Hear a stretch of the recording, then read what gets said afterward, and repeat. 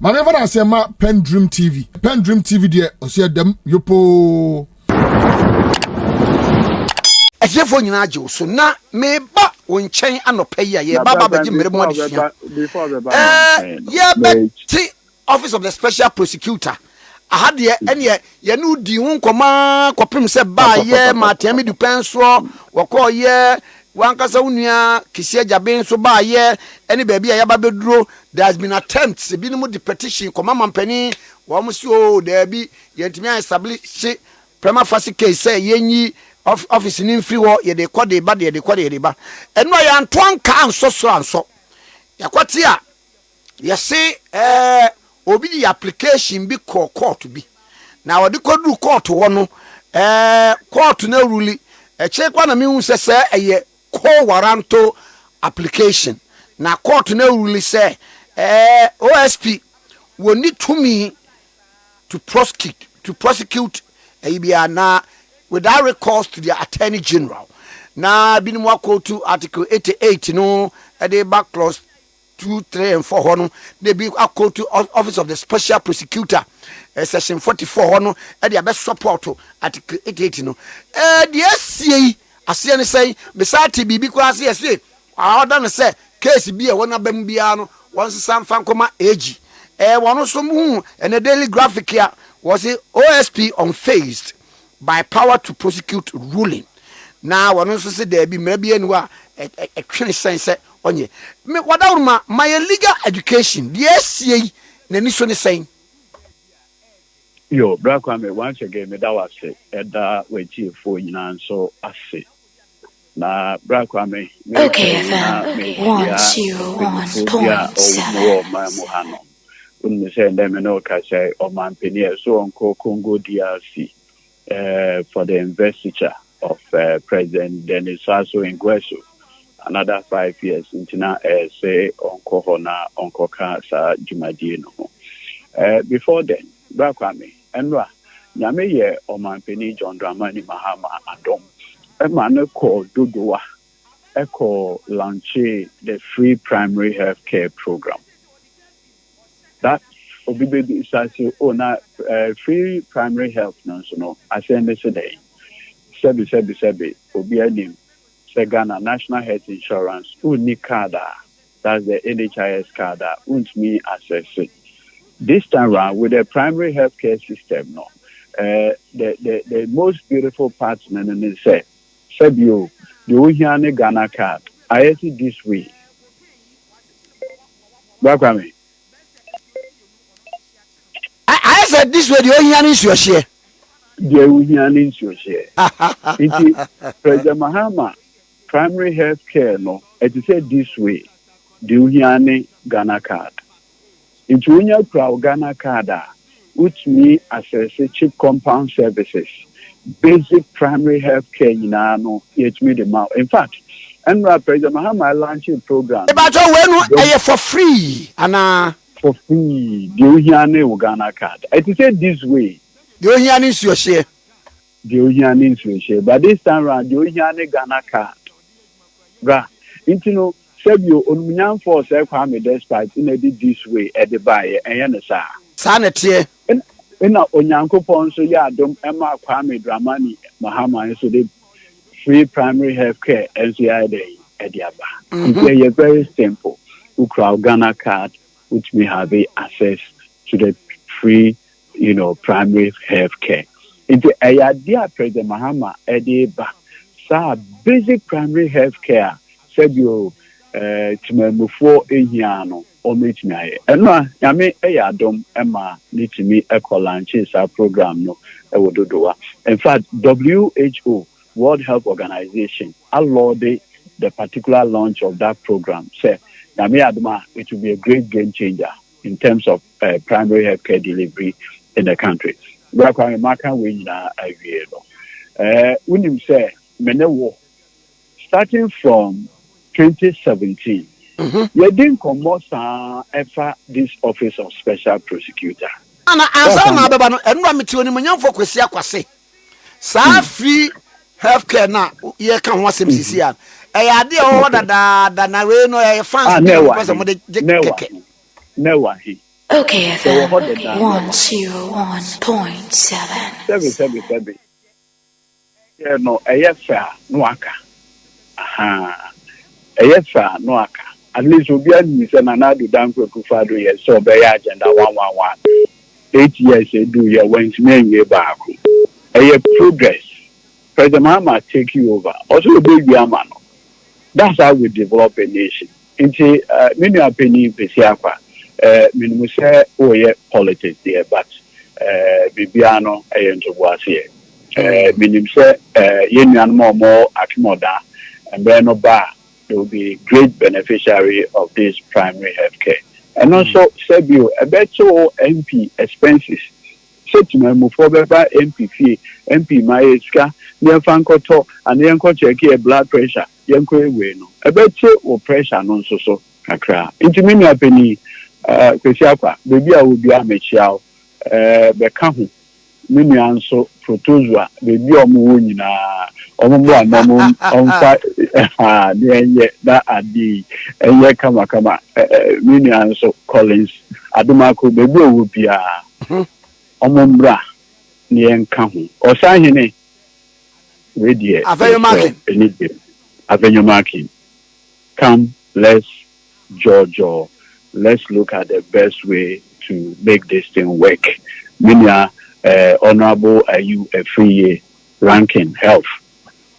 Mombra, let's do this together for Ghana. Amen. Amen. Thank you. Well, tonight they make and say. Me from 2017, and Brand another Danko Kufuado, emuti this idea of the Office of Special Prosecutor. You've been Mukai, and you now so akabu. So Sebi, Ghana ha, you experimented the Office of Special Prosecutor da, and you knew, the example of Special Prosecutor and the day they appear. When you say at the end of the day, appear no special prosecutor no.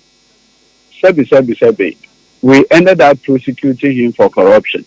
Anna Okanse says it can corruption or JD outside the jurisdiction of Ghana. Or outside the jurisdiction of Ghana or Ghana Commercial Bank account, Ghana International Bank account, London. Sure. The criminal jurisdiction of Ghana does not extend to London. Obi criminal law on jurisdiction, extraterritorial jurisdiction, the famous authority, Republic versus Apia, not or a special prosecutor, not or investigating Kowus Motos. Hey, Kowus! Ampa. Not or investigating Kowus Motos. Now the deputy, Assassin Jima. Yeah, Assassin Jima, Kennel. Assassin Jima, not the deputy, no. And no one be brave, Akoso, or my Mohano. Ghana, you are back for Sembe. Iti Emra Nanado Danko Kufuado, yes, say, Obetu Sanamono. Sebe me can say, President Nanado Danko Kufuado, Sebio Ghana, you are one such a lucky person because Sebio Obeye Ghana Attorney General Epen. Emra na Oye Ghana Attorney General, no. Why so? Prosecute very interesting cases, quality green. Prosecute scandal. Yes, prosecute Mr. Chachuchikata. Prosecute many other cases. I think very similar Mr. Clark. Victor Salome. All of them. Dan Agbodapi. All those cases started Emana Oye Attorney General of the Republic of Ghana. You prosecuted them. And at the end of the day, those that were convicted. Were those convictions proper in law or not? The whole idea is that we needed a separate office, quote unquote, to appear as politically neutral. For some of us, we felt it was just the usual politics. But at that time, no, what can be Biana? Not acquire so. NDC, are corrupt. If you throw the office of the special prosecutor. Yeah, look, when the debate started in Parliament, you can say the way Article 88 was couched, in 1992. No. It requires first we must amend Article 88. Say amend Article 88, particularly 88.4. And also the way 88.4 no canon now, and the way the language used now. Acquire say, you see, in criminal trials, there is a suit. That suit is called the charge sheet. What you say? Your friend a charge sheet. Constitution say prosecution be a beye wo mamuhano. It should be at the suit of the Attorney General. What I say? It should be at the suit of the Attorney General or any person authorized by him. Any person. So you can say one of the ways to go around this is to ensure say, okay, you can have the office. However, Attorney General staff may be a senior state attorney. A bit me or no. It's no charge sheet no on the bed or best sign it. So the special prosecutor will take a decision, say this case ought to be prosecuted.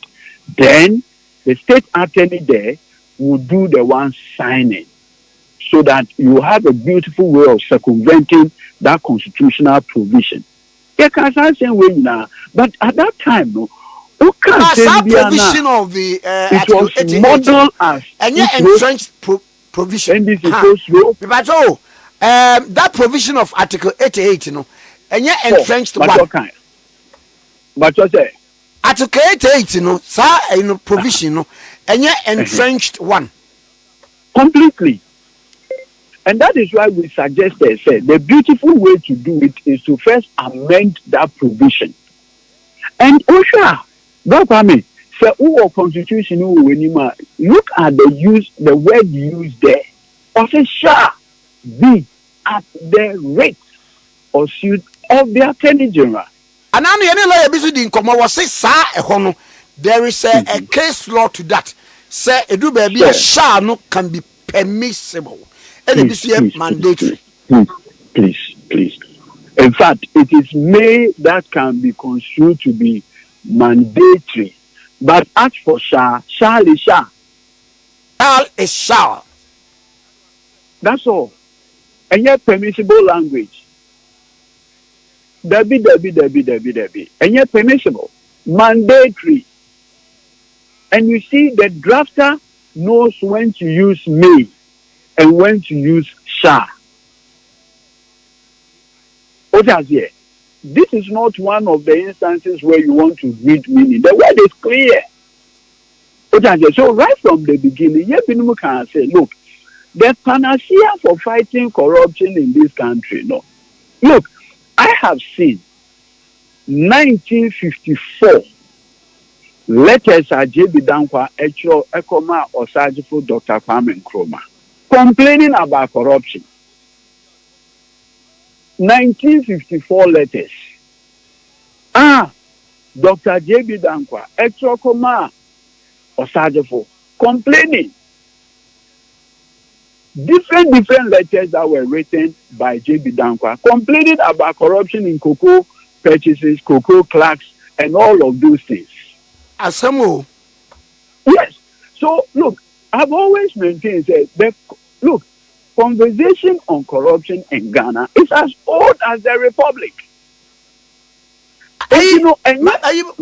Council Musa Assembly, in the promulgation of the Office of the Special Prosecutor Act 959, says Saga repeating who was section 44, the same as that. In fact,